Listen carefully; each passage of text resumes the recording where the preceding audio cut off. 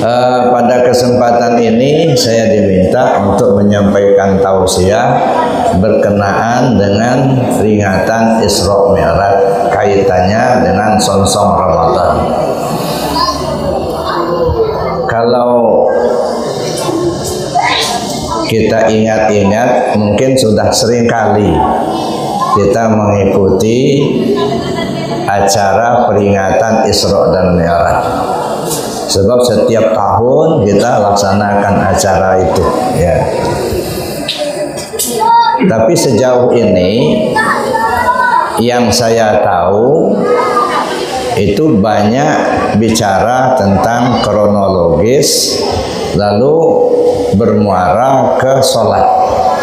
Rata-rata kalau peringatan Isra Mi'raj itu endingnya ke sholat. Sehingga ya kadang-kadang peringatan Isra Mi'raj kaitannya dengan meningkatkan ibadah sholat, ya kan Bu ya? Nah itu ya. Rata-rata dari istana sampai ke desa itu biasanya peringatan Isra Mi'raj bicara tentang sholat.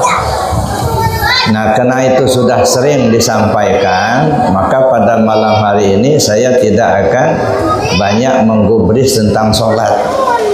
Karena ini bukan peringatan sholat, tapi peringatan Isra dan Mi'raj. Bapak Ibu yang saya hormati, ya,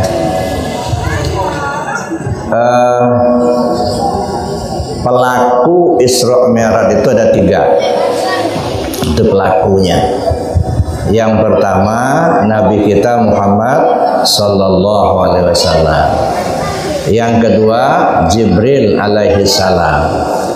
Yang ketiga Burak. Ini yang akan kita coba memahami. Sebab begini, Isra Mi'raj itu tercantum di dalam Al-Quran. Ini dulu yang harus kita ingat. Peristiwa Isra Mi'raj diceritakan di dalam Al-Quran. Peristiwa Isra-nya ada pada surat Al-Isra ayat 1, sedangkan Mi'rajnya ada pada surat An-Najmi. Jadi artinya kisah Isra Mi'raj, cerita Isra Mi'raj itu dicantumkan Allah dalam Al-Quran. Satu, itu dulu yang harus kita yakini. Al-Quran itu diturunkan oleh Allah untuk menjadi petunjuk buat manusia. Allah berfirman, Bismillahirrahmanirrahim, Syahrul Ramadan alladzi unzila fihi al-Quran hudal linnas. Pada bulan Ramadan, Al-Quran diturunkan untuk menjadi petunjuk bagi manusia.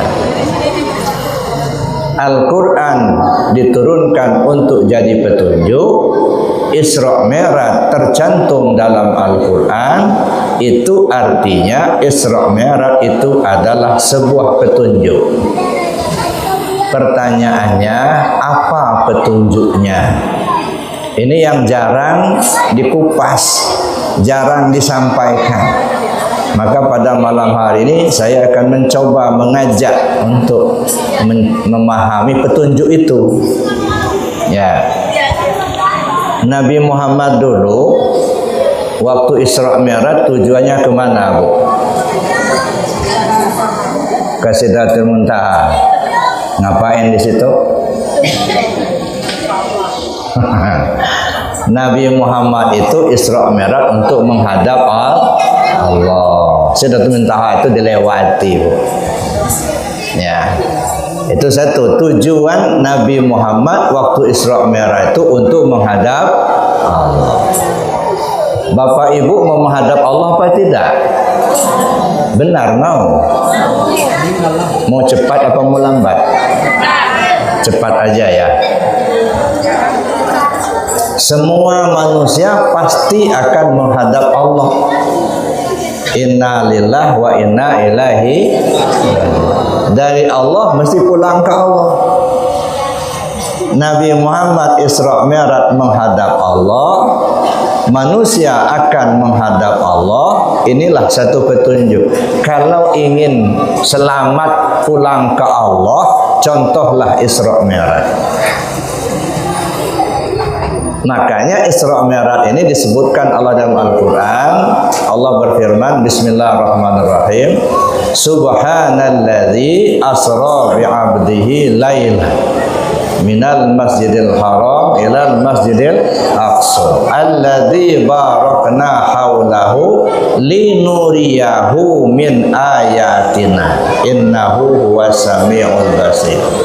Ada kalimat linuriyahu min ayatina, karena kami ingin perlihatkan tanda-tanda kebesaran kami, kata Allah. Memperlihatkan. Kalau saya ilustrasikan, seorang desainer mendesain sebuah pakaian, setelah jadi dia ingin supaya orang tahu, maka dia perlihatkan hasil desainnya itu. Bahasa desainernya memperagakan. Jadi Isra Mi'raj itu adalah sebuah peragaan. Begini loh caranya kalau ingin menghadap Allah. Ya, nanti dulu masalah ini dulu petunjuknya itu. Kalau ingin selamat kembali ke Allah, contohlah Isra Mi'raj.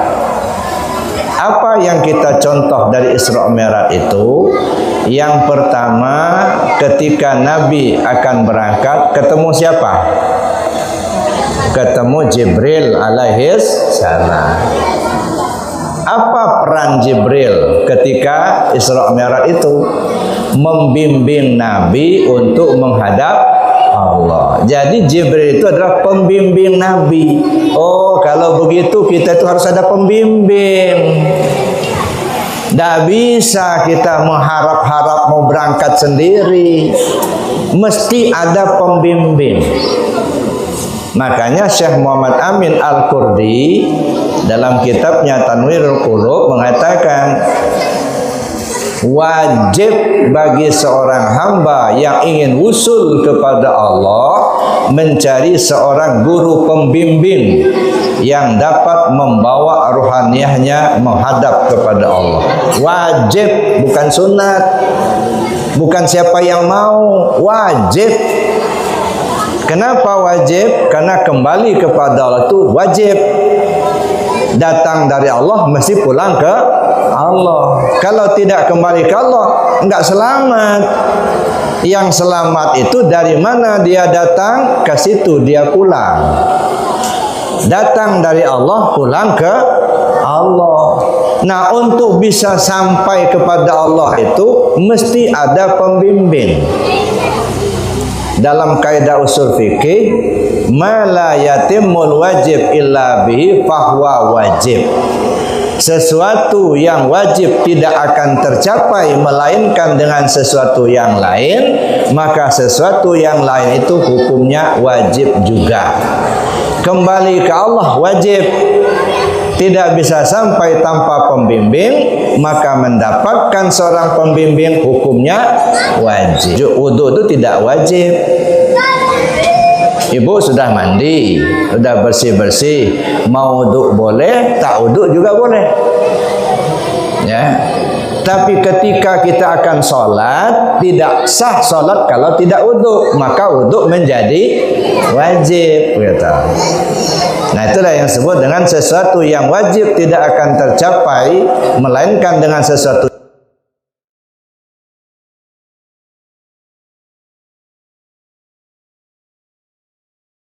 jadi wajib. Ya. Kalau kita sudah mandi atau bapak-bapak lagi duduk-duduk begini, gitu ya, mau wudu boleh, tak wudu juga boleh, kan gitu. Tapi ketika mau sholat, tidak sah sholat kalau tidak wudu, maka wudu menjadi wajib. Nah, begitu juga kita, ya, tidak akan bisa sampai kepada Allah tanpa pembimbing, maka mendapatkan seorang pembimbing itu hukumnya wajib.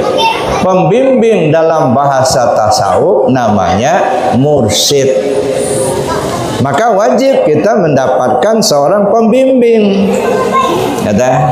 supaya bisa kita menghadap Allah. Siapa pembimbing utama kita?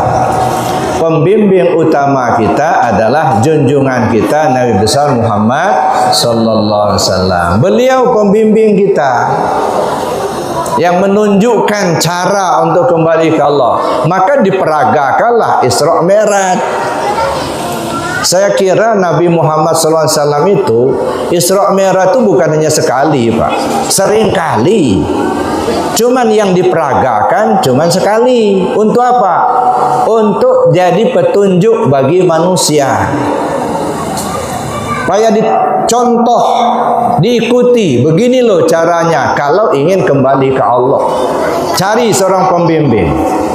Walaupun kita orang kaya harta, walaupun kita banyak ilmu, walaupun kita pejabat yang tinggi, kalau tidak ada pembimbing rohani untuk sampai ke Allah, nggak bakal sampai.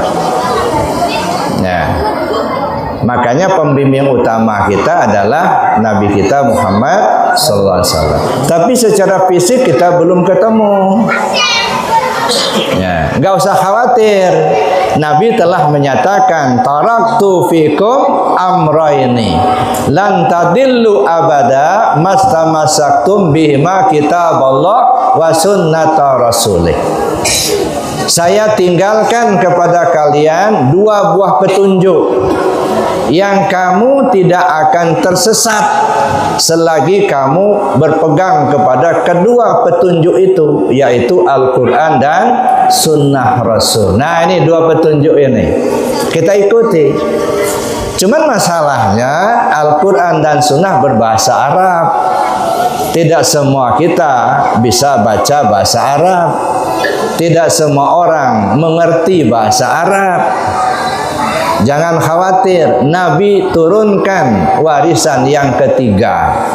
Jadi warisan pertamanya Al-Quran, warisan keduanya Sunnah, warisan ketiga al-ulama warasatul anbiya. Ulama-ulama pewaris Nabi, pewaris para Nabi. Ya, apa yang diwariskan? Datang Nabi Sis bawa la ilaha illallah, datang Nabi Idris bawa la ilaha illallah, datang Nabi Sulaiman, Nabi Ibrahim sampai kepada Nabi kita Muhammad sallallahu alaihi wasallam, semuanya membawa la ilaha illallah. Ini yang diwarisi. Yang diwarisi oleh Nabi ke Nabi sampai Nabi terakhir, Nabi kita Muhammad SAW, itu adalah kalimat la ilaha illallah. Nah, jadi ulama yang menegakkan kalimat tauhid, ulama yang menyampaikan, membimbing umat untuk sampai ke Allah dengan kalimat tauhid, itu yang disebut mursyid. Nah, makanya kita perlu mencari guru mursyid. Nah, itu Bapak Ibu yang saya hormati. Nah, ini pedoman pertama. Nah, kedua malah. Yang pertama pedomannya, petunjuknya Nabi menghadap Allah, kita juga akan menghadap Allah. Yang kedua ada mursyid, ada pembimbing. Nah, yang ketiga, apa yang dilakukan Jibril sebelum berangkat? Membelah dada Nabi. Dada dibelah. Nah, dari bawah itu tengkuknya ini sampai ke bawah. Untuk apa?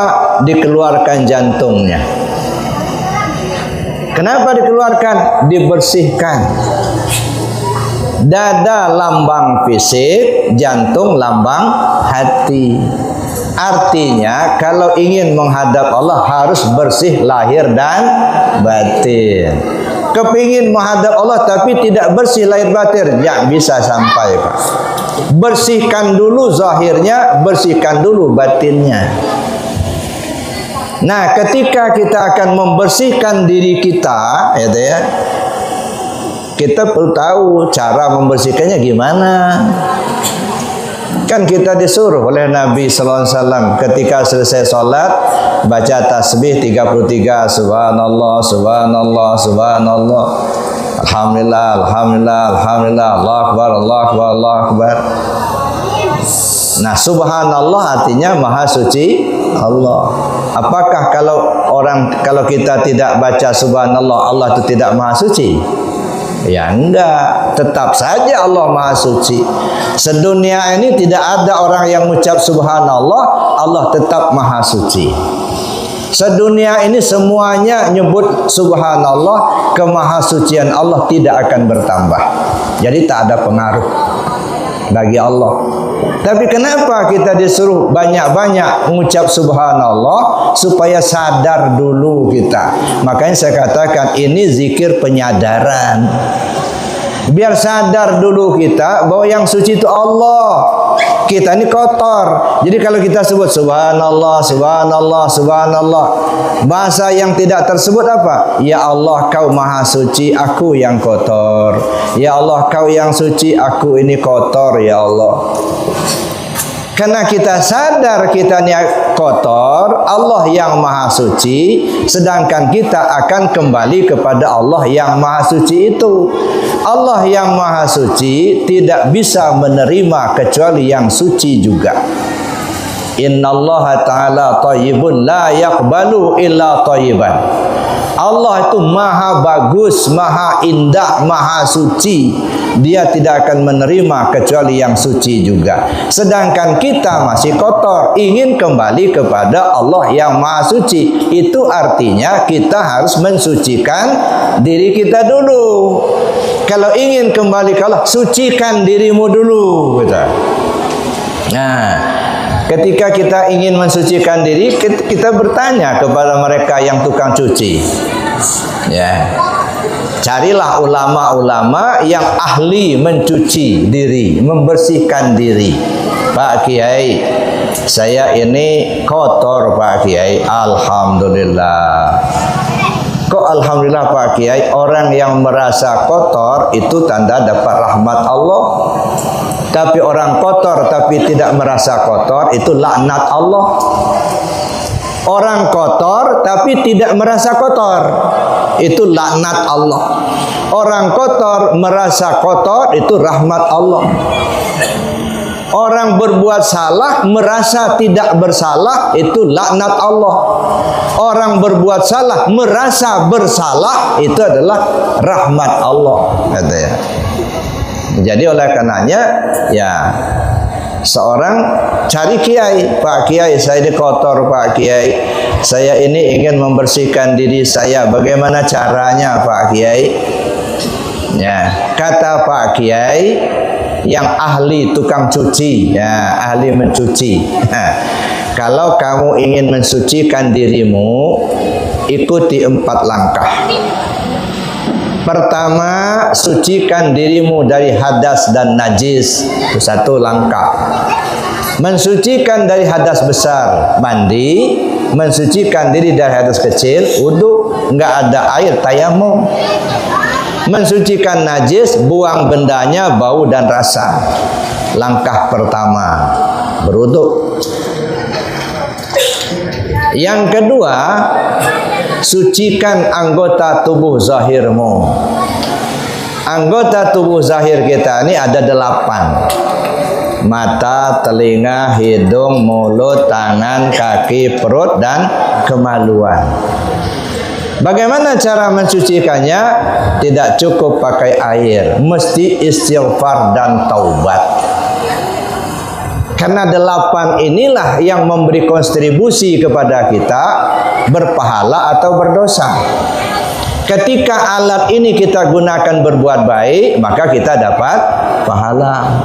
Ketika kita gunakan berbuat jahat, berbuat maksiat, kita dapat dosa. Jadi dosa dan pahala itu sebab akibat.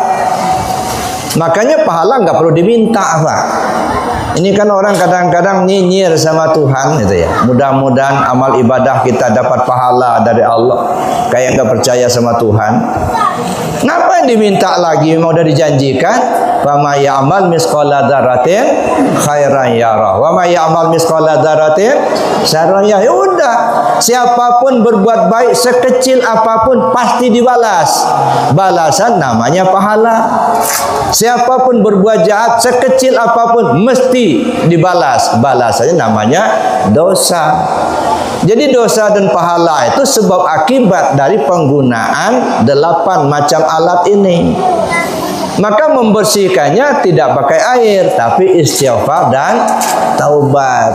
Istighfar itu meminta kepada Allah supaya bekas dari perbuatan maksiat itu dihapus oleh Allah, bekasnya. Kalau taubat, minta kepada Allah supaya diberi kemampuan untuk menjaga 8 macam alat ini jangan lagi digunakan berbuat maksiat. Jadi nggak cukup hanya kalimat astagfirullahalazim la ilaha illallah wa la yuqayyum wa atubu ilaih. Itu mah kalimat. Ada upaya nggak ngejaganya? Jaga mulut, jaga mata, jaga telinga, jaga tangan, kaki, perut, kemaluan. Kalau nggak ada upayanya, walaupun ribuan kali ngomong astagfirullahalazim la ilaha illallah wa la yuqayyum wa atubu ilaih, akan sia-sia, Pak. Ya dah. Jadi kita minta kepada Allah istighfar itu minta dihapus bekasnya. So, sekecil apapun perbuatan maksiat yang kita lakukan pasti meninggalkan bekas. Kalau istilah Rasul itu tumbuh bintik hitam dalam hati. Ya. Lalu dibikin lagi maksiat kedua, nambah bintik hitam satu lagi. Kalau banyak maksiat kita lakukan, banyaklah bintik-bintik hitam dalam hati kita. Kalau sudah banyak bintik-bintik hitam dalam hati kita, maka dia akan tertutup. Nah, ini kayak gini nih. Ini hitam. Kenapa ini hitam? Karena numpuk bintik-bintik hitam di sini. Nah, kalau sudah numpuk bintik-bintik hitam, terselubung hati kita itu dengan dosa-dosa kita, maka nur qalbi tidak akan memancar keluar. Nah, maka langkah yang ketiga, membersihkan hati atau membersihkan anggota tubuh batin. Anggota tubuh batin kita ini ada 7 yang kita sebut dalam istilah tarekat lataifatus sab'ah. Latifah 7 ya, latifah qalbi. Nah, 1, 2 jari di bawah susu kiri condong ke kiri. Latifah ruh, latifah siri, latifah khafi, latifah akhfa, latifah nafsun natiqah, dan latifah kullu jasad. Ini yang disebut dengan anggota tubuh batin, sentralnya di hati. Bagaimana cara membersihkannya? Tidak ada cara lain kecuali zikir. Likulli syai'in siqalah wa siqalatul qalbi zikrullah. Segala sesuatu ada alat pembersih. Pembersih hati itu zikir kepada Allah. Zikir itu belajar tarekat. Belajar tarekat itu belajar zikir. Ya dah. Nah, zikir itu membersihkan hati. Kalau hati kita kotor, enggak bakal terpancar nur qalbinya. Kalau nur qalbi tidak memancar keluar, maka alam menjadi gelap. Ini alam. Diri ini alam. Alam menjadi gelap. Mata tak tahu mana yang boleh dilihat, mana tidak. Mulut tak mengerti mana yang benar, mana yang bohong. Tangan tak paham mana barang orang, mana barang kita, ambil aja. Ya, pikiran kita juga begitu. Ya, selalu mengarah kepada yang tidak baik. Nah, maka dibersihkanlah hati kita itu. Membersihkan hati pakai apa tadi? Pakai zikir, gitu ya. Zikir itu belajar tarekat. Nah, kalau begitu belajar tarekat itu perlu apa enggak? Perlu. Kalau tidak bertarekat gimana membersihkannya? Tarekat itu cara. Tarekat itu metode. Cara membersihkan hati pakai zikir. Lagian orang nyuci kain aja pakai cara apa? Ya, kan beda nyuci kain pakai rinso sama nyuci kain dengan sabun batangan. Sama apa beda caranya? Beda. Kalau pakai rinso kucek bersih. Kalau sabun batangan harus pakai alat untuk membersihkan itu. Ya dah. Harus pakai brush itu. Ya dah. Enggak bersih kalau hanya begitu-begitu aja, paling direndam aja. Artinya nyuci kain pakai cara, nyuci piring pakai cara. Apalagi nyuci hati. Kalau nggak pakai cara nggak bakal bersih. cara mencuci hati pakai tarekat. Maka belajar tarekat itu belajar zikir. Belajar zikir, belajar membersihkan hati. Karena itu belajar zikir wajib, ya. Karena zikir itu ada dalam tarekat, maka belajar tarekat hukumnya wajib. Jangan diremehkan tarekat itu, Pak. Ya, dalam Islam kita mengenal ada 4 bidang ilmu, ya. Syariat, tarekat, hakikat, dan ma'rifat. Kok dipilah-pilah ilmu Islam itu? Islam ya Islam, nggak usah dibeda-bedakan, kan gitu. Yang mau pendapat begitu ya silahkan. Cuman isyaratnya kalau bapak-bapak ke sawah, tetap saja sawahnya punya pematang, kan? Nggak mungkin sawah kayak lautan aja begitu. Ada pematangnya, ada pematang 1, pematang 2. Sawah aja ada pematang, Pak. Apalagi diri kita ada pematangnya. Ada bagian syariat, ada bagian tarekat, ada bagian hakikat, ada bagian ma'rifat. Kenapa harus 4? Karena diri kita ini 4 lapis. Diri kita ini, Pak, 4 lapis ini. Lapis pertama namanya apa? A'yan kharajiyah, atau disebut tubuh yang kasar, jasmani namanya. Yang kedua hati, atau disebut dengan wujud yang am. Yang ketiga nyawa, atau disebut dengan a'yan sabitah. Yang keempat rahasia diri, yang disebut dengan wujud muhad. Nah, gampangnya diri kita ini 4 lapis: tubuh, hati, nyawa, dan rahasia. Membina diri kita yang 4 lapis ini pakai ilmu yang 4 itu. Tubuh dibina pakai syariat, supaya ngerti tubuh ini mana yang halal, mana yang haram, mana yang boleh dikerjakan, mana yang tidak, biar selamat. Kalau nggak diikuti, nggak selamat, Pak. Maling nggak boleh, kata Allah. Kita kerjakan maling, kedapatan sama orang, digebuk orang, berdarah-darah, nggak selamat. Korupsi itu maling uang orang. Kita korupsi, kata kita dapat rezeki. Bukan, Pak. Kalau ada orang korupsi, sama saja dapat percikan api neraka. Ya.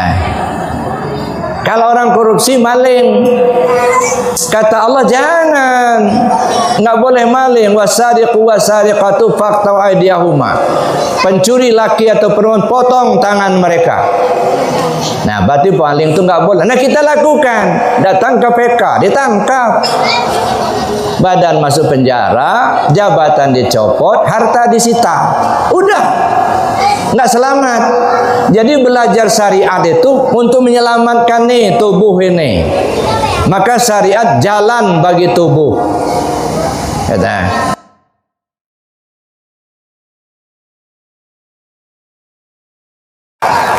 Jadi tarekat itu jalan bagi hati, supaya hati ingat ke Allah, supaya hati ini tidak iri, tidak dengki, tidak hasut, supaya hati ini sayang kepada sesama. Ya. Jadi hati kita ini, Bapak Ibu yang saya hormati, ibarat kebun, ya.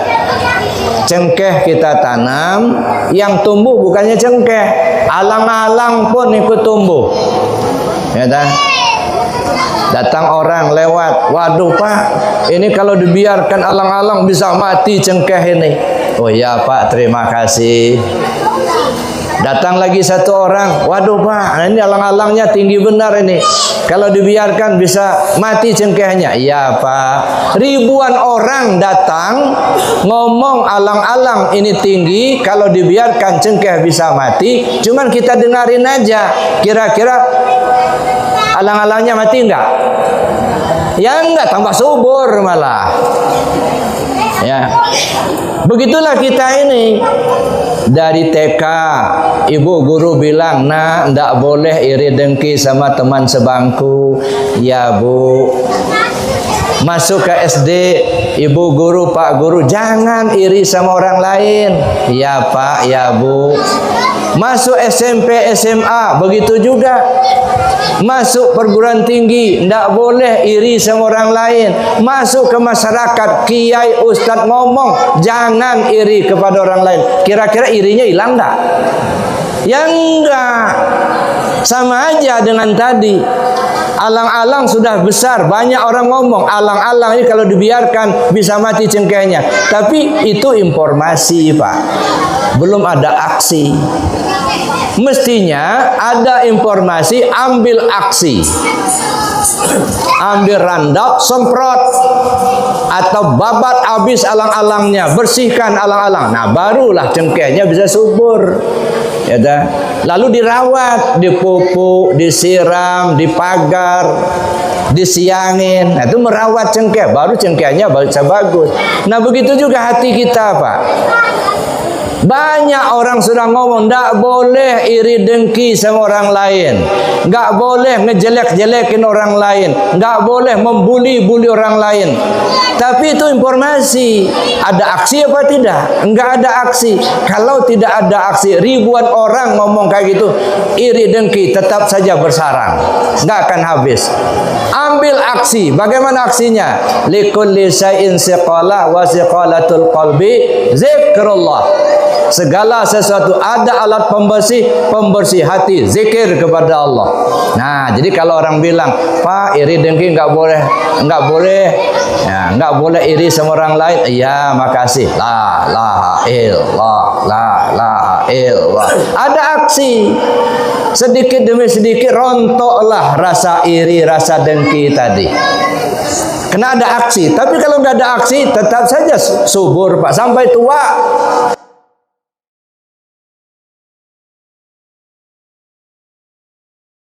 Merontokkan iri, dengki, hasud, bully, membuli, pakai zikir.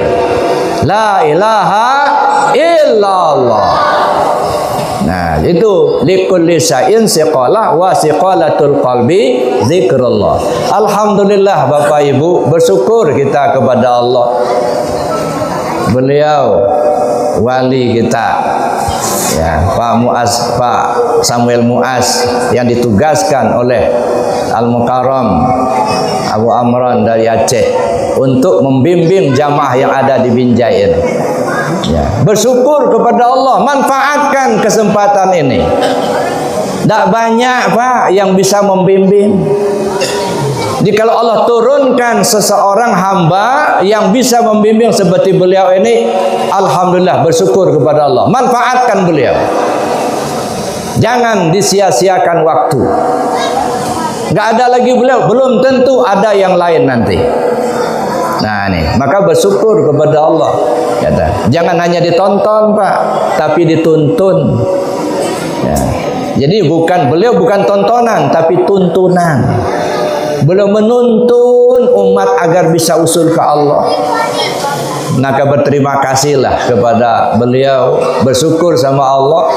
Beliau ada di sini membimbing jamaah di sini. Mudah-mudahan Allah panjangkan umurnya, Allah sehatkan jasmani dan rohaninya, Allah kuatkan keyakinannya, ikhlaskan hatinya untuk bisa membimbing umat ini dengan ke jalan Allah yang diridainya. Amin. Allahumma amin. Bapak Ibu yang saya hormati, itu membersihkan hati pakai apa tadi? Pakai zikir. Nah, bagaimana cara zikir? Nah, makanya Nabi SAW sebelum Isra Mi'raj berangkat ketemu Jibril itu belah dada. Nah, belah dada itu isyarat talqin zikir. Nah, ini kan baiat namanya itu. Boleh dikatakan baiat, boleh dikatakan talqin zikir, sama aja.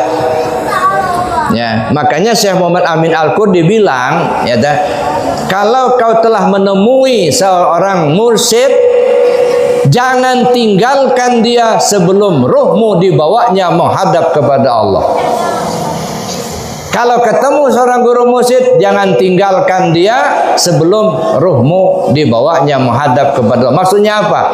Jangan beranjak dari tempat duduknya sebelum kau ditalkinnya, sebelum kau dibaiatnya untuk usul ke Allah.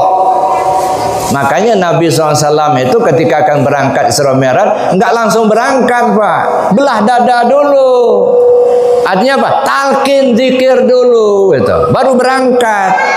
Baiat dulu. Kita zikir la ilaha illallah tapi nggak tahu caranya. Maaf Bapak Ibu, ya zikir dengan kalimah la ilaha illallah itu ada dua model. Ada zikir hasanat, ada zikir darajat. Kalau zikir hasanat, asal kita ngucap la ilaha illallah, insya Allah dapat pahala. Tetapi untuk membersihkan hati agar usul kepada Allah nggak bisa apa, kecuali harus dengan metode, harus dengan cara. Artinya apa? Dengan amalah zikir darajat. Belajar tarekat dulu. Terserah tarekat mana yang akan dipakai. Banyak tarekat. Ada tarekat Qadiriyah, Naqsyabandi.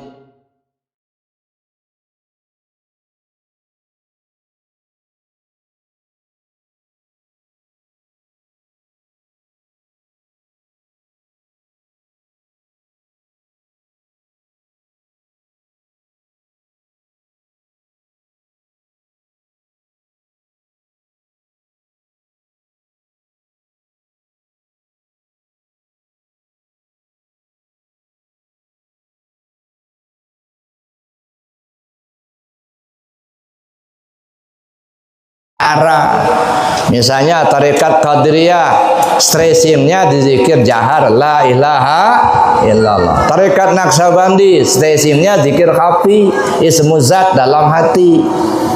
Kalau tarekat Satariyah, stressingnya di kajian.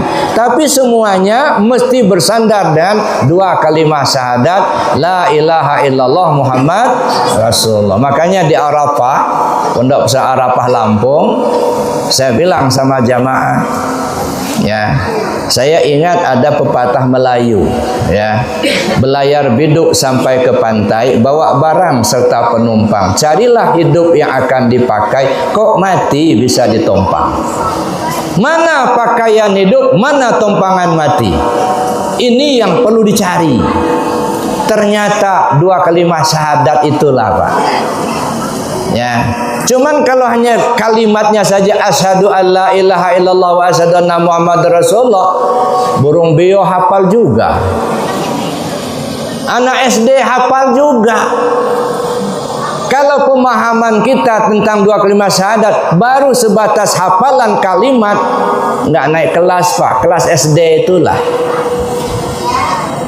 Ya, atau kelas biolah gitu. Makanya dua kalimat syahadat ini ada 5 tahapan yang perlu kita kaji. Yang pertama, tahu cara mengucapkan dua kalimat syahadat. Kalau ibarat orang non-muslim, dia akan masuk Islam, dia belajar cara mengucapkan dulu.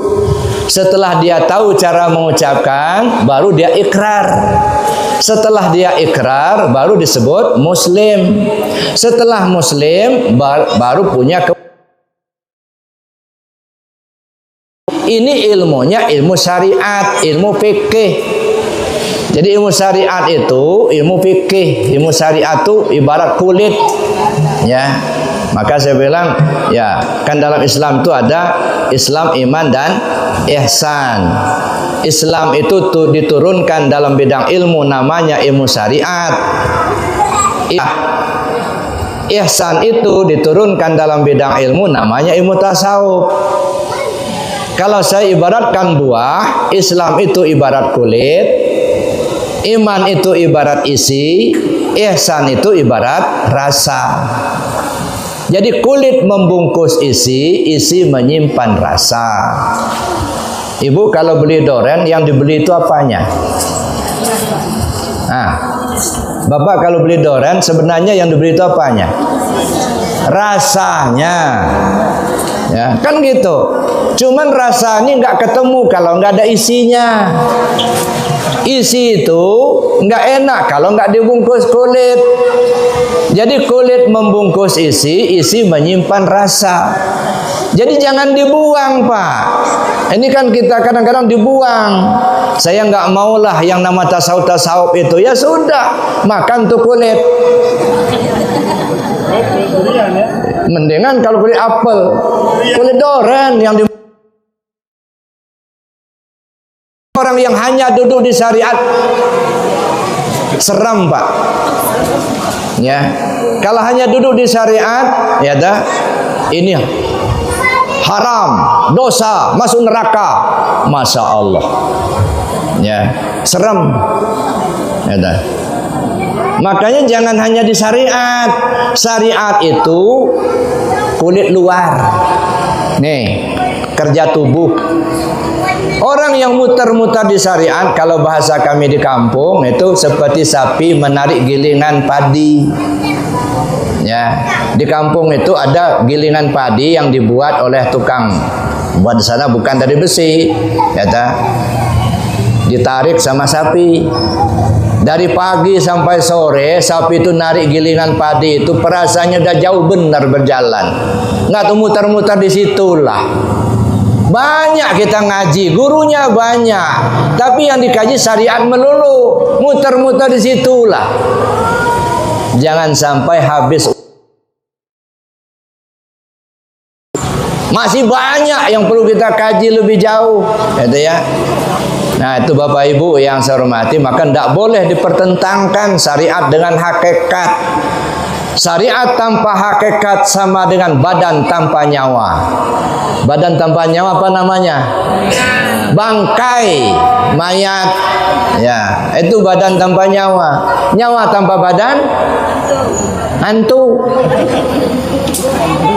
Baru disebut sempurna kalau ada badan, ada nyawa. Khalaqal mauta wal hayat liyabluwakum ayyukum ahsanu amala. Allah ciptakan yang mati dan yang hidup karena Allah ingin menguji kalian, siapa di kalian yang terbaik amalnya. Yang mati dan yang hidup. Mana yang mati? Nih jasad nih yang mati nih. Hakikat jasad ini mati, Pak. Ya. Ibu melihat apa tidak? Melihat. Pakai apa melihat? Mata itu melihat apa tidak? Mata Bapak Ibu melihat. Nah, ini ada yang melihat, ada yang enggak. Berarti ada yang buta, ada yang melek. Ya. Hakikatnya mata itu tidak melihat. Kalau mata ini melihat, mestinya mayat masih bisa melihat. Karena matanya enggak copot. Tapi nyatanya mata mayat sudah tak melihat lagi. Itu membuktikan mata itu tidak melihat. Yang melihat itu basar Allah. Telinga ini tidak mendengar. Ini mati. Dia hidup karena ada nyawa, Pak. Jadi bapak-bapak, ibu-ibu, kita semua dihargai orang kalau masih ada ruhnya. Kalau ruhnya sudah keluar, lebih cepat dikubur, lebih bagus. Ya. Jadi oleh karenanya Bapak Ibu yang saya hormati, ini kita kembali cara mengucap dua kalimat syahadat. Ilmunya ilmu apa tadi? Ilmu syariat itu, ilmu fikih, makanya pakai tajwid. La ilaha illallah. Mana yang panjang, mana yang pendek itu. Makanya zikir la ilaha illallah itu harus tartil dan sempurna. Saya sering sampaikan sama jamaah, jangan dirubah, jangan ditambah, jangan dikurangin. Ya, kadang-kadang kita bertambah apa?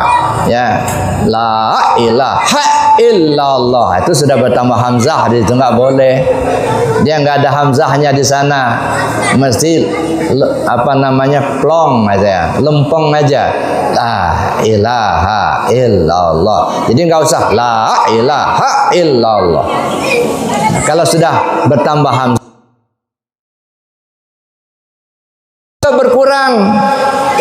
Misalnya berkurang hurufnya, la loh, sampai keluar urat lehernya, la loh. Dengan kalimat yang sempurna, la ilaha illallah. Jangan pula berubah baris. La ilaha illallah, la ilaha illallah, la i. Nah ini udah berubah, ini lam alif, la ilaha illallah. Jangan lai. Kadang-kadang zikirnya lai, la ilaha illallah, la ilaha illallah, lai. Udah berubah lagi. Ya, ini namanya kita belajar cara mengucapkan dua kalimat syahadat. Ilmunya ilmu syariat, ilmu tajwid. Ya. Yang kedua, belajar cara mengamalkan dua kalimat syahadat. Ilmunya ilmu tarekat. Jadi belajar tarekat itu belajar cara mengamalkan dua kalimat syahadat. Kalau nggak tahu cara mengamalkan, nah gimana kita ngamalin? Nah, maka perlu belajar dulu. Belajar cara mengamalkan dua kalimat syahadat, ilmunya ilmu tarekat. Maka kita tarekat Naqsabandi, mau tarekat Qadiri, Qadiriyah, Naqsabandiyah, Satariyah, Samaniyah, Saziliyah, terserah. Itu semuanya tarekat yang mu'tabarah. Ya. Lalu kemudian kita belajar memahami isi. La ilaha illallah Muhammad Rasulullah, bahasa Arab. Tidak ada Tuhan selain Allah, Muhammad utusan Allah, itu alih bahasa. Dialihkan ke dalam bahasa Indonesia.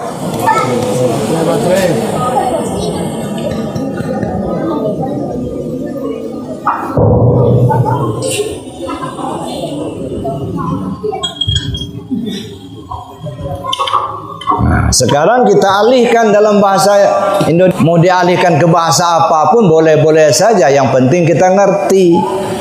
Tapi isinya apa? Kalimatnya asyhadu alla ilaha illallah, asyhadu anna Muhammad Rasulullah. Itu bahasa Arabnya. Aku bersaksi tak ada Tuhan selain Allah. Aku bersaksi Muhammad utusan Allah. Itu mah alih bahasanya. Isinya mana? Mencari isi dua kalimat syahadat, ilmunya ilmu tauhid atau ilmu akidah, maka kita perlu belajar tauhid, ya, belajar ilmu akidah. Nah, itu yang ketiga, belajar memahami isi dua kalimat syahadat, itu artinya belajar tauhid atau ilmu akidah. Yang keempat, belajar memahami posisi dua kalimat syahadat. Asyhadu alla ilaha illallah syahadat tauhid, asyhadu anna Muhammad Rasul syahadat Rasul. Kapan kita dalam posisi syahadat tauhid, kapan kita dalam posisi syahadat Rasul. Nah, ini kalau kita nggak kaji, nggak pelajari, nggak akan tahu. Adakah dicontohkan Nabi? Banyak sekali. Contoh, ya. La ilaha illallah hisni, man qala la ilaha dakhala hisni, man dakhala hisni amina min azabi. La ilaha illallah itu benteng aku. Siapa orang mengucap la ilaha illallah berarti dia masuk ke dalam bentengku. Siapa orang yang sudah berada dalam bentengku, aman dia dari siksaanku. Yang mengucapkan kata-katanya Nabi, tapi ku-nya itu Allah. Di mana posisi Muhammad? Nah, di kita gimana?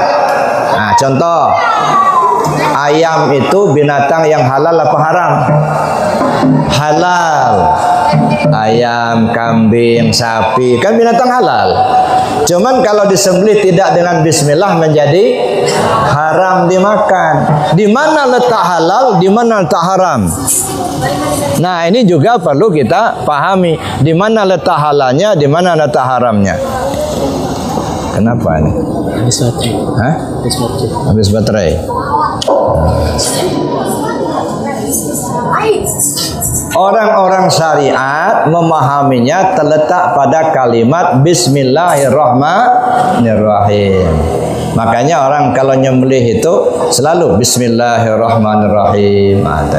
Ibu-ibu kalau beli ayam masih hidup ya di pasar, kadang-kadang pesan sama tukang ayam, Pak tolong Pak, kata si tukang ayam, jangan lupa ya Pak baca bismillah ya. Lalu dia sembelih Bismillahirrahmanirrahim. Senang hati si ibu, alhamdulillah ayam dipotong pakai bismillah, padahal pakai pisau menyembelihnya. Nah, kenapa? Karena di syariat itu gitu. Yang namanya syariat kan ucapan perbuatan. Kalau nggak diucapkan nggak kedengaran. Nah, tapi orang hakikat bukan terletak pada kalimat bismillah, tapi pada bismillah dengan nama Allah. Nah, apa urusan kita dengan ayam itu Pak?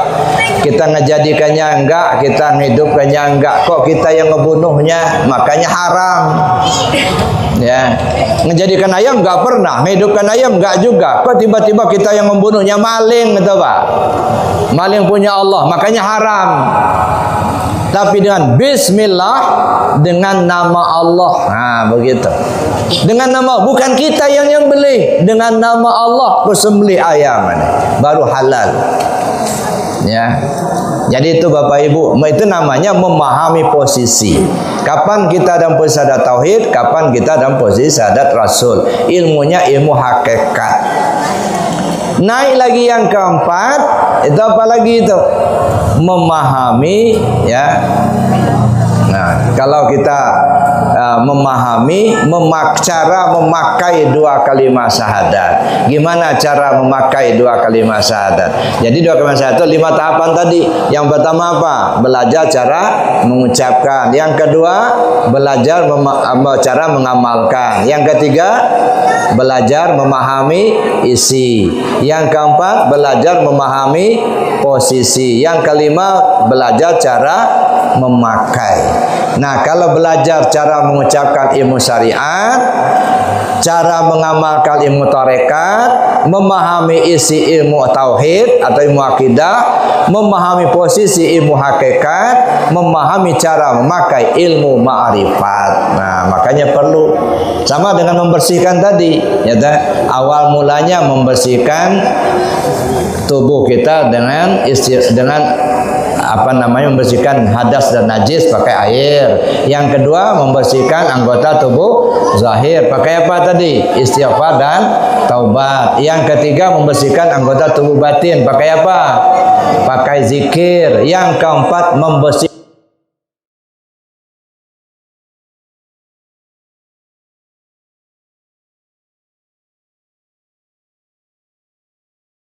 kelihatan ini, maaf, ini casingnya nih Pak.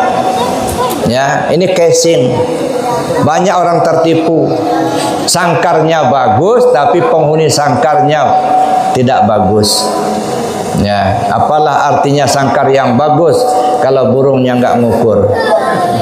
Yang mahal bukan sangkar Pak, burungnya itu yang mahal.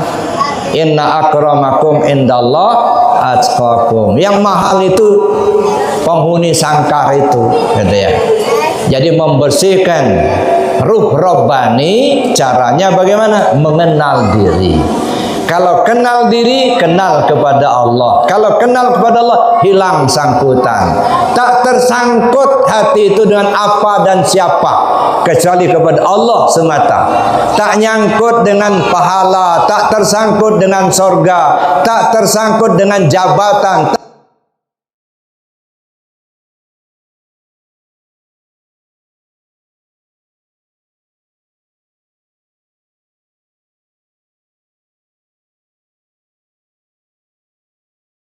Wala banun illa man atallah biqalbin salim. Pada suatu hari nanti hartamu, anakmu tidak bisa nolong sama sekali. Yang selamat hanyalah yang datang menghadap Allah dengan hati yang bersih, bersih dari selain Allah. Jangan sangkutkan hati itu dengan yang lain. Bersihkan. Ya, tidak tersangkut dengan jabatan, tak tersangkut dengan duit, tak tersangkut dengan harta, tak tersangkut dengan pahala, tak tersangkut dengan sorga, tersangkut hanya kepada Allah. Ilahi anta maksudi. Ya Allah, kau yang kutuju. Jadi kita beribadah relnya dua Pak. Kayak kereta. Kereta api kan relnya dua, ya. Nah, di kita dalam ibadah relnya ini dua. Ilahi anta maksudi waridoka matlubi, itu aja. Jangan lepas dari situ. Lepas dari rel tergelincir. Makanya belajar zikir, jangan belajar zikir supaya jabatan naik. Coba tergelincir itu. Belajar zikir supaya dagangnya laris, itu tergelincir itu. Belajar zikir supaya dihormati orang, enggak perlu. Belajar zikir untuk kembali kepada Allah dengan selamat, itu aja. Ilahi anta maksudi waridaka matlubi. Nah, itu sebabnya Nabi ketika akan berangkat Isra Mi'raj belah dada dulu. Dalam tarekat apa? Talqin. Kita berangkat. Setelah belah dada, apa yang didatangkan Jibril? Burak. Apa itu burak? Kendaraan Nabi menghadap Allah. Apa itu burak? Nah, burak ini kata Nabi SAW, ya, tunggangan nabi-nabi sebelum aku. Nah, mulai dari Nabi Adam itu tunggangnya burak itulah. Tapi ceritanya indah betul, Pak. Jibril itu mengambil burak dari taman burak dalam sorga. Banyak burak dalam sorga itu, tapi ada satu ekor burak. Dia itu kurus kering. Dia tidur-tiduran, bersedih hati sambil nangis. Didekati sama Jibril. Burak, kenapa kamu kok kayaknya bersedih hati, badanmu kurus kering begini, kenapa? Wahai Jibril, kata si burak, bagaimana saya tak kurus? Semenjak saya mendengar nama Muhammad, saya rindu ingin ketemu. Ya, saking rindunya, makan tak enak, tidur tak nyenyak, sampai-sampai badan saya kurus begini. Kata Jibril, nah saya ini mencari kendaraan Muhammad untuk Isra Mi'raj menghadap Allah. Kau mau? Mau Jibril? Nah, dibawalah si burak kurus tadi. Begitu disampai di depan Nabi, rupanya burak ini nggak bisa diam, bergerak terus, loncat-loncat, sampai ditegur sama Jibril. Kenapa kau nggak mau diam? Apa nggak mau ditunggang oleh Muhammad? Nggak begitu ya Jibril. Kenapa? Sebelum Muhammad naik ke punggung saya kepinginnya Muhammad tuh janji dulu sama saya. Mau Muhammad? Mau. Janji apa burak? Wahai Muhammad, kalau kau sudah naik punggung saya minta betul, ketika kau akan masuk surga nanti, jangan tunggang burak lain selain saya sendiri. Siap, kata Nabi.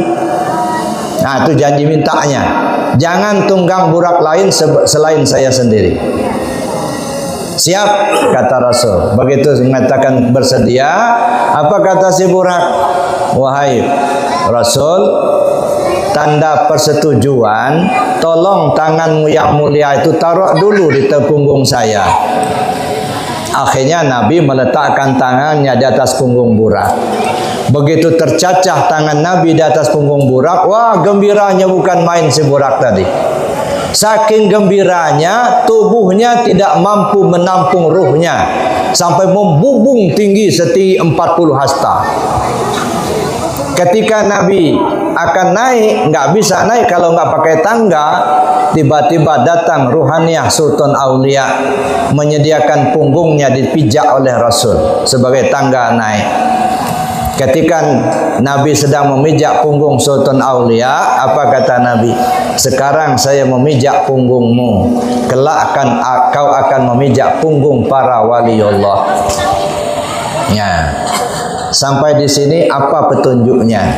Apa yang bisa kita pahami?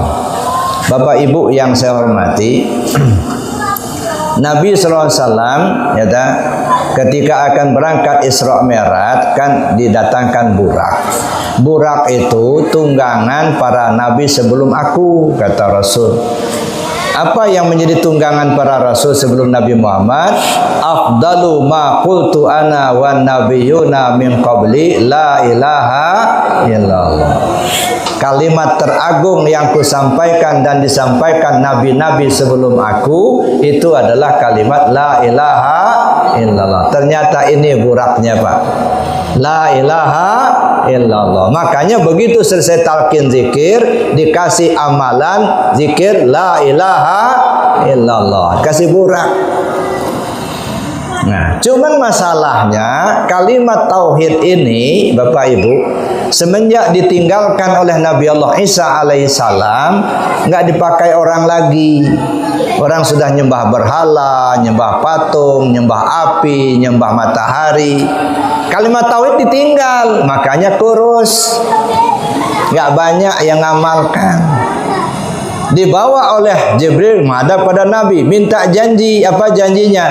Kalau kau akan masuk surga, jangan tunggang burak lain selain aku sendiri. Ya, kata Nabi. Maksudnya apa? Tidak akan ada yang masuk surga tanpa la ilaha illallah. Sebagai tanda persetujuan, taruh dulu tanganmu di atas punggungku, kata si burak.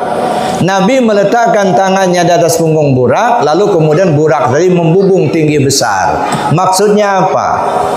Nabi sallallahu alaihi wasallam mendakwahkan kalimat tauhid ini dalam waktu yang relatif singkat, hanya 22 tahun, 2 bulan, 22 hari, tersebar ke seluruh jazirah Arab sampai ke Romawi, sampai ke Persia.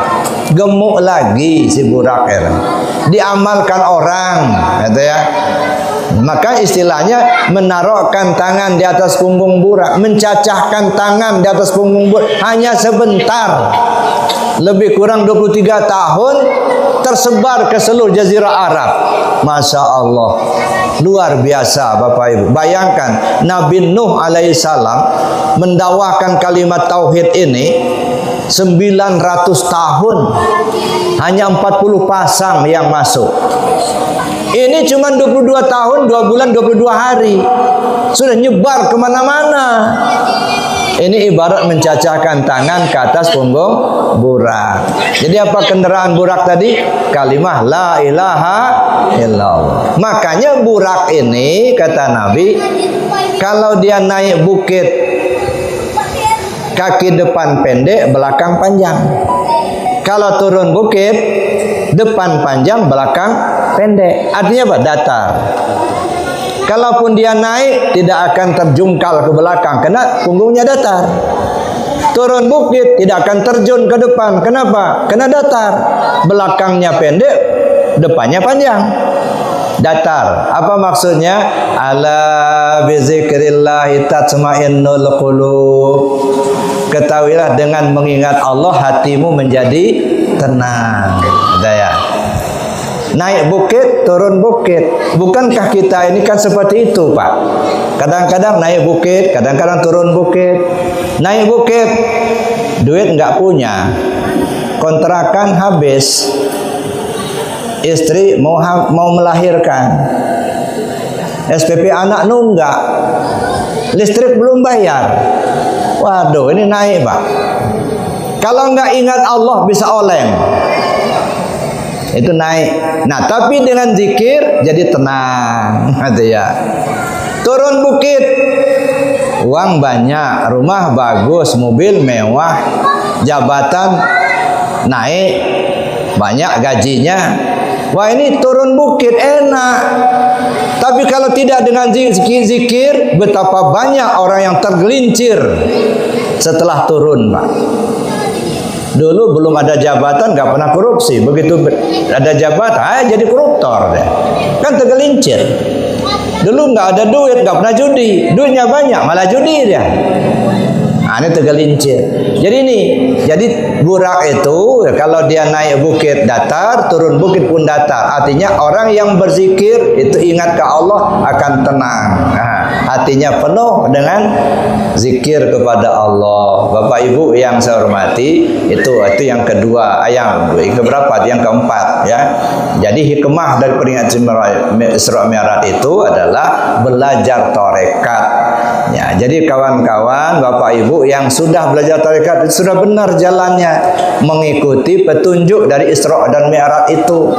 Makanya jangan hanya sekedar kita peringatan Isra Mi'raj tapi petunjuknya kita tidak temukan, gitu ya. Peringatan Isra Mi'raj terus-menerus tiap tahun kita lakukan. Tapi begitu dengan tarekat, oh bid'ah. Tarekat itu bid'ah, nggak ada dasarnya. Tasawuf itu bid'ah, nggak ada dalilnya. Masya Allah, saya kira ini pembodohan, Pak. Ya, jangan mau dibodoh-bodohin. Dulu pernah, Pak, saya menyampaikan kajian tentang tasawuf, ya, permintaan pengurus. Begitu sesi tanya jawab, ada yang nunjuk, Pak Ustadz, saya mau konfirmasi. Tasawuf itu bid'ah, tarekat itu bid'ah. wa kullu bid'atin dhalalah wa kullu dhalalah finnar. Yang bid'ah itu sesat, yang sesat masuk neraka. Jadi kalau Pak Ustadz ngajarkan tarekat sama kami, ngajarkan tasawuf sama kami, itu ngajak kami masuk neraka katanya. So tarekat itu nggak ada dasarnya dalam Al-Quran, nggak ada hadisnya, kata dia. Lama ngoceh itu, saya diam aja. Nah, sudah lama dia ngoceh, berhenti. Sudah Pak, saya bilang kalau sudah saya mau ngomong. Bapak tadi mengatakan tasawuf tarekat itu nggak ada ayatnya dalam Al-Quran, nggak ada hadisnya. Ya, setahu saya bilang Al-Quran itu terdiri dari 6.666 ayat, 114 surat, 30 juz. Saya kepingin tahu, Bapak hafal Al-Quran itu berapa ayat? Kok ngomongnya nggak ada ayatnya? Sekedar yang saya ingat saja, saya bilang nggak usah kita buka.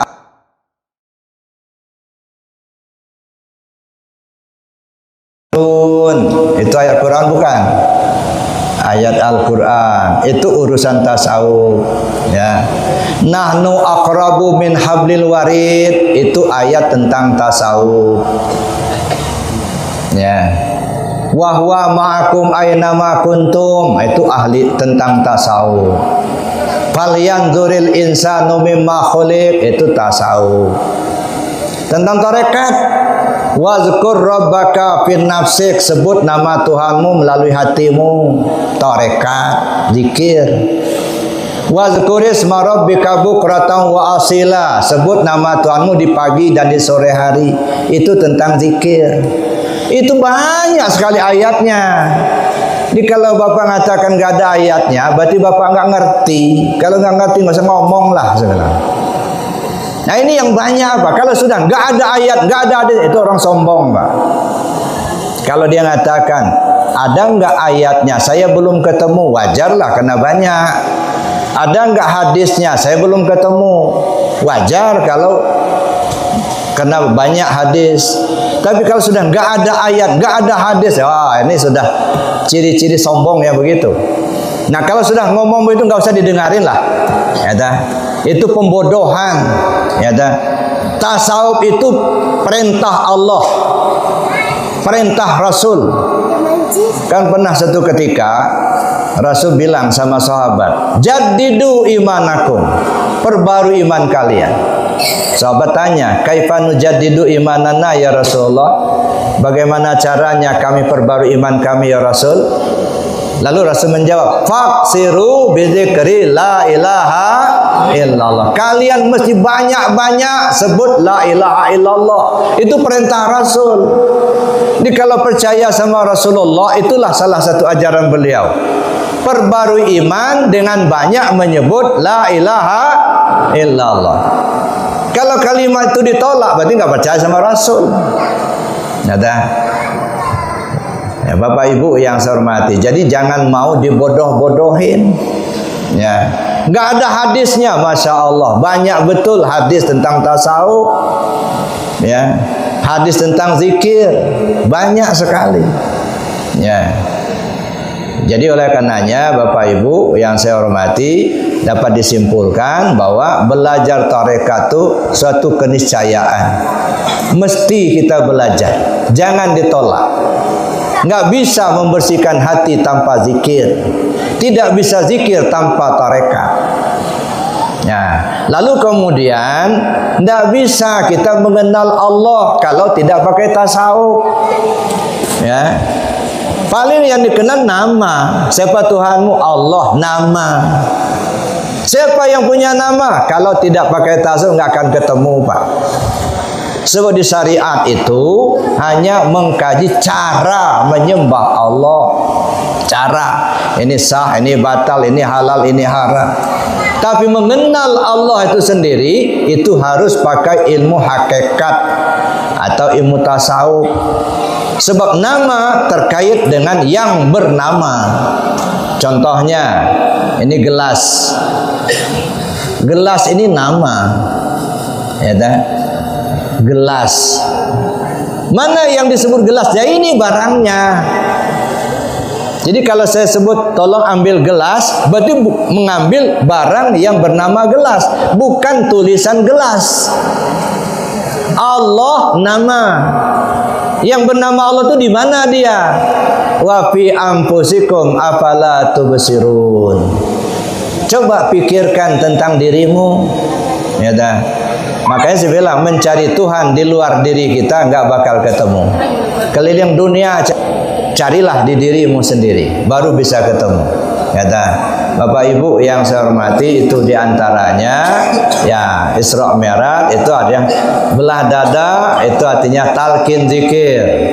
Datang burak, amalkan zikir la ilaha illallah.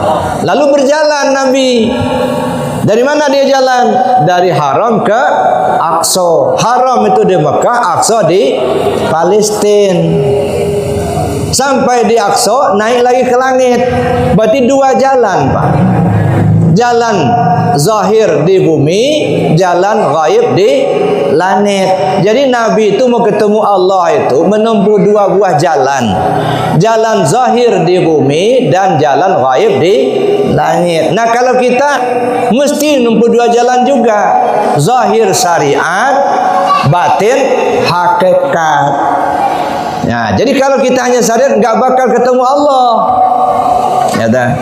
Oleh karena itu kita mesti menempuh dua jalan, syariat zahiriyah dan hakikat batinnya. Jangan dipertentangkan syariat dan hakikat. Belajar hakikat, belajar tasawuf bukan untuk meninggalkan syariat, tetapi menyempurnakan syariat. Kalau ibarat kulit, syariat itu sudah bagus, kulitnya sudah bagus. Tapi apalah artinya kulit yang bagus kalau tidak ada isi?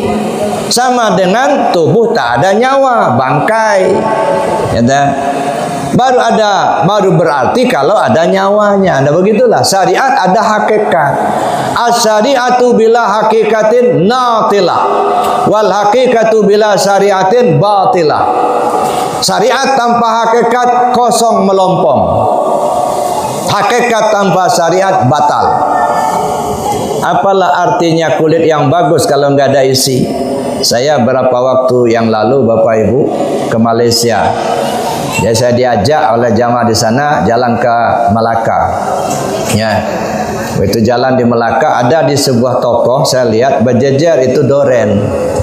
Bagus-bagus, besar-besar. Saya bilang sama uminya, coba kita lihat doren dulu itu. Kayaknya bagus dorennya. Datanglah kami meriksa. Begitu dilihat, katanya plastik, Pak. Bagus betul itu durinya, nggak ada yang lecet-lecet, enggak. Tampuknya bagus, duri-durinya bagus, kulitnya ada yang lecet.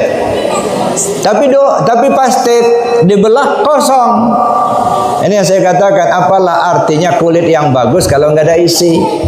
Jangan sampai kita merasa sudah beribadah sama Allah, banyak mengerjakan syariat, tapi kosong melompong di dalam hati. Merasa kita yang berbuat, merasa kita yang tahu.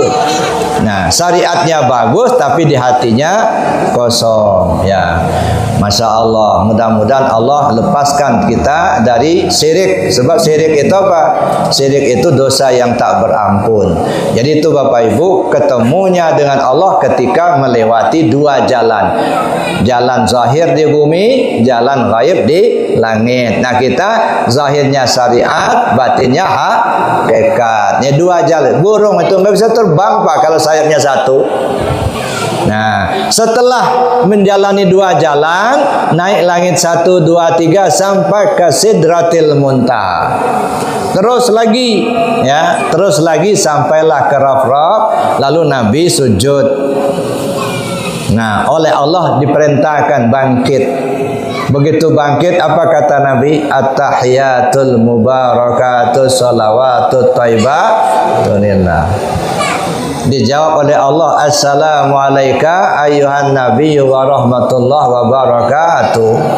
Dijawab lagi oleh Nabi, Assalamu alayna wa ala ibadillahi sholihin. Itu kata-kata terucap ketika Nabi bertemu Allah. Kalimat itu dibaca enggak ketika sholat? Dibaca. Ketemu Allah enggak ketika baca itu? Nah, ini masalah. Ada ya.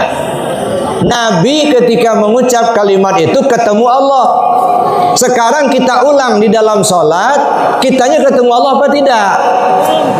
Nah ini masalah ini. Jangan hanya kita ngulang hafalan. At-tahiyatul mubarakatuh salawatu thayyibatulillah. Assalamualaikum ya Nabi wa rahmatullahi wabarakatuh.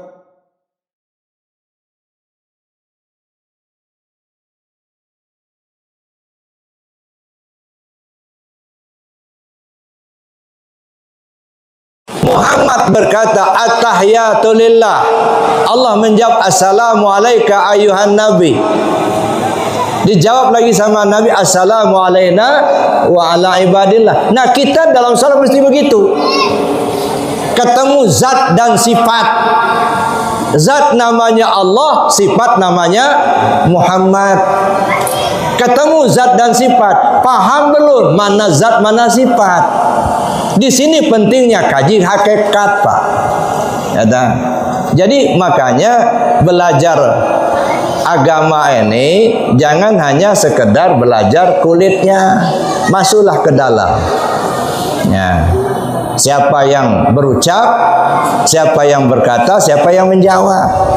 Makanya sholat itu sendiri sebenarnya itu penyaksian zat kepada sifat. Nah masalahnya kita paham belum mana zat mana sifat. Nah disitulah pentingnya kita mengaji. Ya, makanya tarekat itu ada dua Bapak Ibu ya. Ada tarekat amaliyah, ada tarekat ilmiah. Kalau tarekat amaliyah apa? Zikir la ilaha illallah atau zikir ismu zat dalam hati. Ya, memenuhi latifah yang 7. Ya, itu zikir. Jadi tarekat amaliyah itu zikir. Ada orang stressingnya di tarekat amaliyah saja, ya silahkan saja, itu ya. Tetapi mesti juga ada tarekat ilmiah. Makanya dulu kami waktu masih di Padang dulu, ya. Adapun kita belajar tarekat, makna tarekat jalan kepada Allah. Manonan menjadi jalan kepada Allah, yaitu 2 perkara. Pertama tubuh dan lahir, artinya tubuh dan kasar. Yang kedua tubuh dan batin, artinya tubuh dan halus. Nah itu tarekat. Tarekat itu jalan untuk mengenal Allah, mengkaji diri, itu tarekat. Itu namanya tarekat ilmiah. Ya, adapun tarekat amaliyah itu zikir, tarekat ilmiah itu kajian. Dua-duanya harus sejalan, ya. Kenapa? Karena bagaimana mungkin kita akan sampai kalau tak tahu arah. Ya, misalnya dari Medan mau ke Aceh. Ya, ini contoh. Tahu betul kita dari Medan ini kita berangkat naik bis umpama begitu ya. Nanti kita sampai ke Banda Aceh. Dari Banda Aceh di terminal naik angkot nomor sekian menuju rumah. Ya, di jalan itu nomor sekian. Tahu betul. Tapi kita nongkrong aja di Medan. Kira-kira nyampai enggak? Ya enggak, itu menghayal namanya. Ya, itu namanya orang paham tapi tak beramal. Ngaji tapi enggak ada zikir. Ngaji terus tapi enggak ada amalan. Salat enggak, zikirnya enggak gitu. Atau orang jalan aja tapi enggak paham. Ngamal aja tapi tak tahu arah. Ibarat orang jalan tapi tak tahu arah. Mau kemana bu? Jalan-jalan. Jalan-jalan kemana? Enggak tahu, pokoknya jalan-jalan. Habis waktu enggak nyampai-nyampai. Kenapa? Memang enggak tahu tujuan. Ya dah. Tapi kalau kita tahu tujuan, lalu kita berangkat, insya Allah cepat sampai. Ya. Itu Bapak Ibu, makanya antara tarekat amaliyah dengan tarekat ilmiah harus sejalan. Kajiannya kita pahami, amaliyahnya kita amalkan. Mudah-mudahan kita diberi petunjuk oleh Allah Subhanahu wa taala. Amin. Allahumma amin. Itulah diantara petunjuk daripada Isra Mi'raj itu. Nah, oleh karenanya sebentar lagi juga kita akan masuki bulan Ramadan. Masya Allah, ini kalau kita kupas lagi ini panjang lagi ceritanya nih Pak. Puasa itu menahan, bukan hanya menahan makan minum. Enak aja tidak makan tidak minum masuk surga. Anak kecil juga bisa itu ya. As-saumu li wa ana ajzi bihi, kata Nabi. Sering orang memahami puasa untuk aku yang membalasnya. Emangnya Allah butuh puasa kita nih? Allah nggak butuh nggak puasa kita. Kita puasa Allah nggak untung, nggak puasa juga Allah nggak rugi. Ya, tapi maksudnya apa? As-saumu li, puasa itu untuk menuju aku. Ya, wa ana ajzi bihi, kalau kau sudah sampai kepada aku langsung jadi balasannya, bukan pahala lagi, Pak. Langsung Allah jadi balasannya. Ya, jadi bukan surga, bukan pahala, tapi Allah langsung. Makanya as-saumu li wa ana ajzi bihi, puasa menuju aku, kalau kau sudah sampai pada akulah yang akan jadi balasannya. Makanya kalau kita kupas lagi puasa ini, Masya Allah, mulai dari melihat hilal sampai menahan, terus sampai Idul Fitri. Mudah-mudahan pada kesempatan lain kita kemukakan, kita kaji lagi. Untuk malam ini saya kira cukup demikian Bapak Ibu yang dapat saya sampaikan.